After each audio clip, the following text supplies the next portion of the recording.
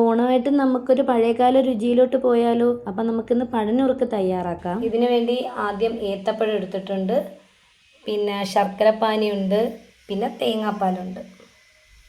അപ്പം നമുക്ക് ഉണ്ടാക്കി തുടങ്ങാം.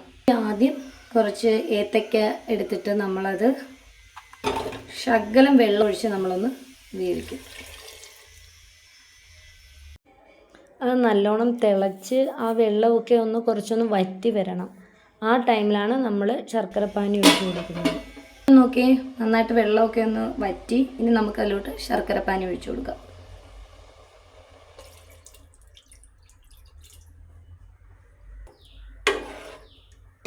ഇനി ആ പഴത്തിൽ ആ ഒരു ശർക്കരയുടെ ആ ടേസ്റ്റൊക്കെ ഒന്ന് പിടിക്കണമല്ലോ.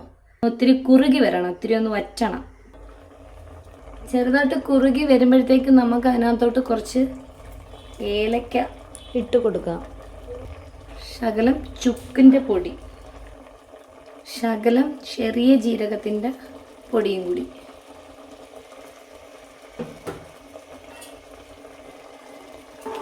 അതൊന്ന് വറ്റി വരുന്നുണ്ട് കേട്ടോ. അധികം പഴം ഇതിനകത്ത് കുത്തി ഇളക്കി ഉടയ്ക്കരുത് കേട്ടോ. ഇടയ്ക്കിടയ്ക്കൊന്ന് ഇളക്കണം, അല്ലെങ്കിൽ അടിക്ക് പിടിക്കും അത്. ശർക്കരപ്പാനി അതിനകത്തൊന്ന് വറ്റി വരുന്ന സമയത്ത് നമ്മൾ എടുത്തു വെച്ചിരിക്കുന്ന തേങ്ങാപ്പാൽ അതിനകത്തോട്ടൊന്ന് ഒഴിച്ചു കൊടുത്ത് അതൊന്ന് മിക്സ് ചെയ്യും. ഇപ്പോൾ ആ തേങ്ങാപ്പാലൊക്കെ അതിനകത്ത് നന്നായിട്ട് പിടിച്ച് നല്ല കുറുകി വരുന്നുണ്ട്.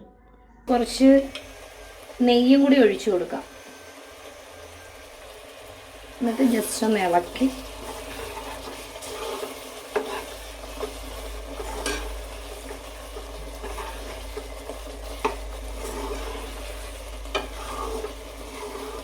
തേങ്ങാപ്പാൽ ഒഴിക്കുന്നതിന് പകരം നമുക്ക് തേങ്ങാ കൊത്ത് വേണമെങ്കിലും ഇടാം.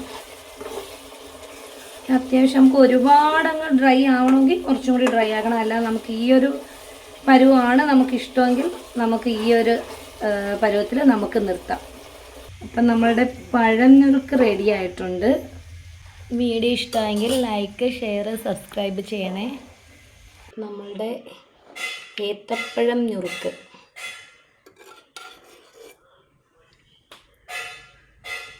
ഇതിൻ്റെ കൂടെ ഒരു പപ്പടവും കൂടി നെവിടി ഒരു പിടി പിടിച്ചാൽ നോക്കാം എങ്ങനെയുണ്ടെന്ന്. അടിപൊളിയാണ് ഗൈസ്.